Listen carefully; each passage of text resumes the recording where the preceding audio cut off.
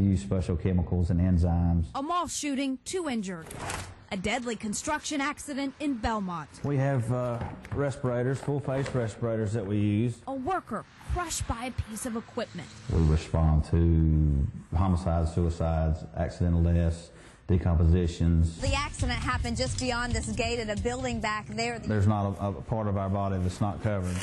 When death calls, Mark Fagala isn't far behind. His job is to clean up messes most of us don't like to think about. What CSI shows don't tell you and show you is when they're done, we have to actually go in and clean up. It is sometimes difficult to explain to people exactly what he does for a living. I do get funny reactions.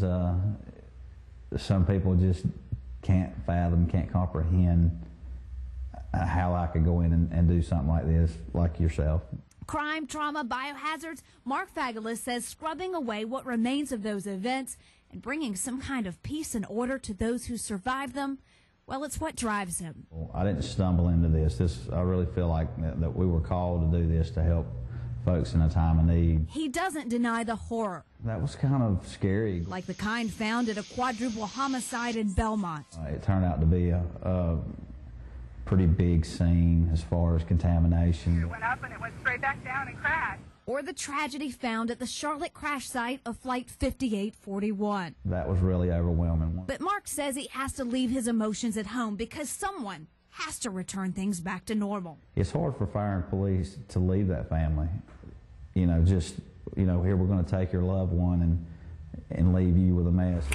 And some messes aren't exactly what you'd expect. There's some meals around here that have bad pigeons.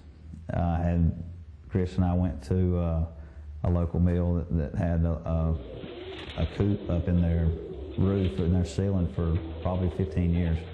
And there was 6-7 inches of waste up in there that we crawled up in there and had to deal with. Horrific or outrageous, it comes down to this. By the time we leave, everything is cleaned and sanitized. At the end of the day, or the end of the shift. The satisfaction of something like that outweighs a paycheck.